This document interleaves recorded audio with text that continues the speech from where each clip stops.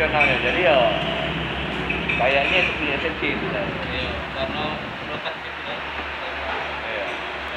Kalau kontrak pemain ya tergantung pelatih. Jurnalis FC baca kan itu Pak? Hah? Di Atletik Jurnalis FC Bisa kan? Bapak. Iya. Sidra. Iya. Jurnalis FC. Aduh dulu loh Jurnalis FC. Mau tak main, Bang? Nah, aku tuh gambarnya men. MO ini. Itu ranah pelatih ya, tapi kita nanti diskusi sama pelatih mau rekomendasi bagaimana bentuknya, nanti kita baru akomodir. Kalau kata pelatih penambahan lagi begini-begini, oke. Atau ada tambal sulam, ada yang keluar, ada yang masuk, kita akomodir, insya Allah kita bisa akomodir semua itu.